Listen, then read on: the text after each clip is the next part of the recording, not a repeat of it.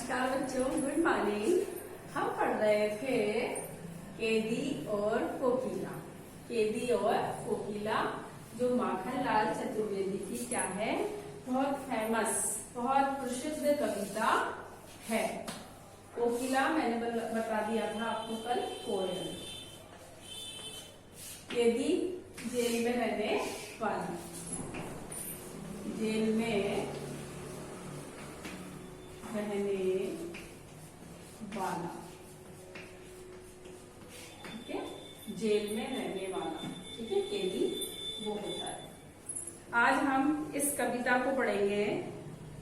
इसका मैंने एक ही पैराग्राफ दिखाया आज तो अभी, ठीक है, केदी और कोकिला। लेकिन मैं आपको बता देती हूँ कि ये किस बारे में है और क्या है इस कविता में।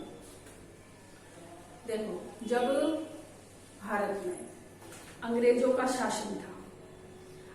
का शासन था और जो अत्याचार हो रहे थे, जो शोषण हो रहा था, उसके लिए ये कविता रची गई है कि इसमें क्या है, जो शोषण तंत्र का जो बारीक विश्लेषण किया है वे केदी और कोकिला के नाम से किया है। यह कविता किस पर रची गई है, जो स्वाधीनता यानी जो देश को आजाद कराने के लिए अपना योगदान दे रहे थे और उनको जेल में डाल दिया, उनके लिए उन कैदियों ने अपनी जो मंशा है, अपनी जो दशा है, उसको प्रकट किया है। उसका वर्णन इसमें किया है कि उनको वहां पर क्या क्या यातनाएं सहनी पड़ रही थी, क्या क्या उनको वहां कष्ट भोगने पड़ रहे थे। मतलब अंग्रेज लोग बहुत अत्याचार करते थे, तो वह अपनी जो व्यथा है, अपनी जो पीड़ा है, अपना जो दुख है, इस कविता के माध्यम से उजागर होता है कि जिस समय कैदियों को जेल में रखा गया था, जब अंग्रेजी शासन का प्रभाव था, तब कितनी परेशानी हमारे स्वाधीनता सेनानियों को हो रही थी। कभी जेल में अकेला और उदास है, कभी कैसे है, जेल में अकेला है और उदास है, और कोयल से अपना मन का दुख बांटने की कोशिश कर रहा है, और ब्रिटिश सरकार यानी अंग्रेजी शासन के विरुद्ध जो उसके मन में आक्रोश है, अर्थात जो गुस्सा है ना अंग्रेजों के प्रति, उसको कह रहा है, उसको व्यक्त कर रहा है। कि वह कोयल जब बोलती है तो कोयल की आवाज मधुर होती है, तो वह कोयल से कहता है कि ये है ना, मधुर गीत सुनाने का समय नहीं है, बल्कि ये तो मुक्ति गीत सुनाने का समय है कि ऐसा कुछ हो जाए, हम सब देशवासी एकजुट हो जाएं और ये अंग्रेजों को यहाँ से 9-2-11 कर दे, अंग्रेजों को भगा दे। यानी ये तो हमारे मुक्ति के दिन होना चाहिए, मुक्ति का गीत होना चाहिए, ना कि ये जो कोयल गाती है ना वो स्वर नहीं होना चाहिए। और कवि को ऐसा लगता है कि कोयल भी पूरे देश को एक कारागार के रूप में, कारागार यानी जेल के रूप में देखने लगी है, इसीलिए वह आधी रात्रि को बोल रही है। कवि को भी ऐसा लगता है कि जो कोयल है वह कैसे देख रही है पूरे देश को, भारत को कैसे देख रही है, जैसे कि ये कोई पूरा कारागार है या जेल है। तो इसीलिए ऐसा मान करके ही कोयल आधी रात में चीख पड़ी है, अर्थात बोल पड़ी है। ठीक है, अब हम इसका करेंगे अर्थ। क्या गाती हो, क्यों रह जाती हो। देखो, इसमें सब में प्रश्न चिन्ह लगा हुआ है, केवल ये विश्वव्यापी बोधक चिन्ह है, यहाँ आश्चर्य है केवल, और बाकी सब में क्या है, प्रश्न। बाकी सब में क्या है, प्रश्न। प्रश्न तो कर रहा है कवि, ठीक है। यहाँ पर प्रश्नवाचक चिन्ह लगा हुआ है, तो ये प्रश्न हो गया, यहाँ विश्वव्यापी बोधक है, तो ये आश्चर्य हो गया, शोक हो गया, घृणा हो गया। इस चिन्ह का प्रयोग शोक के लिए, घृणा के लिए, आश्चर्य के लिए ही किया जाता है, हर्ष के लिए भी किया जाता है। जब बहुत ज्यादा खुश होते हैं ना, उसके लिए भी इस चिन्ह का प्रयोग किया जाता है। ये प्रश्नवाचक चिन्ह है, ये आपको पता है, ठीक है। अब देखिए आप, क्या गाती हो, माखनलाल चतुर्वेदी अर्थात कवि कोयल से कहते हैं कि हे कोयल, तुम क्या गाती हो, तुम क्या गा रही हो, क्यों रह जाती हो। और गाती हो और बीच बीच में रह कर गाती हो, यानी गाने तो लग जाती हो फिर चुप हो जाती हो, फिर गाने लग जाती हो, फिर चुप हो जाती हो, फिर गाने लग जाती हो। कोकिल बोलो तो, अरे कोयल तुम बोलो तो सही, बताओ तो सही तुम क्या गा रही हो और बीच बीच में रुक रुक के क्यों गा रही हो, क्या लाती हो और तुम क्या लेकर के आई हो, इस गाने से क्या शिक्षा देना चाहती हो, संदेशा किसका है और तुम किसका संदेश, किसका समाचार सुना रही हो।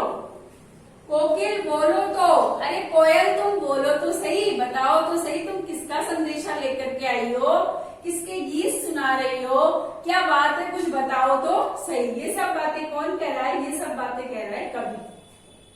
कवि अर्थात जेल में रहने वाला कैदी। कौन कह रहा है, जेल में रहने वाला कैदी। देखो दोबारा सुनो। माखनलाल चतुर्वेदी अर्थात कवि कहते हैं क्या गाती हो, कोयल को संबोधित करते हुए कहते हैं कि हे कोयल तुम क्या गाती हो, तुम क्या गा रही हो, क्यों रह जाती हो और तुम गा भी रही हो और गा करके बीच बीच में रुक रुक कर तुम क्या गाती हो, तुम क्या गा रही हो ये बताओ, और बीच बीच में तुम रुक क्यों जाती हो। कोकिल बोलो तो, अरे कोयल बोलो तो सही, बताओ तो सही, क्या लाती हो, तुम क्या लेकर के आई हो, कोयल बोलो तो सही तुम क्या लेकर के आई हो। संदेशा किसका है, ये किसका समाचार है, ये किसका संदेश है।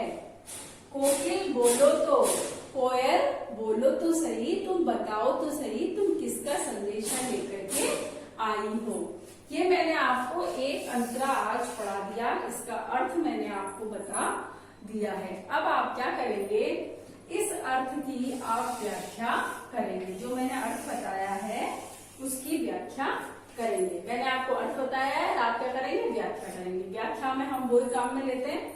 कई बच्चे, मैं कॉपी चेक करती हूँ तो मुझे विशेष नहीं मिलता है, ठीक है। आप पहले प्रसंग, फिर व्याख्या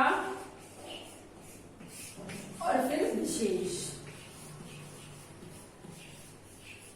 ये लिखना बहुत जरूरी है, तभी आपको पूरे में से पूरे नंबर मिलेंगे। आपको इसी प्रकार से पहले प्रसंग लिख करके, फिर व्याख्या लिखकर इसका अर्थ लिखना है, फिर विशेष लिखकर इसमें बतानी है 2 लाइनें, जो मैं आपको हमेशा बताती हूँ। इसकी भाषा अत्यंत सरल, सरस और सुबोध है और इसमें अनुप्रास अलंकार का प्रयोग हुआ है, ठीक है। और संदर्भ में आप बता ही दोगे कि ये हमारी पाठ्य पुस्तक वसंत के भाग 3 के केदी और कोकिला कविता से ली गई है और इसके जो लेखक है वो माखनलाल चतुर्वेदी है, ठीक है। ये आपको बताना है। अब आज की आप डायरी नोट कर लीजिए। क्या कर लीजिए, डायरी नोट कर लीजिए। ये डायरी मैं आपकी इधर लिख देती हूँ, इसमें आप लिखोगे पाठ 4। जो बोर्ड पर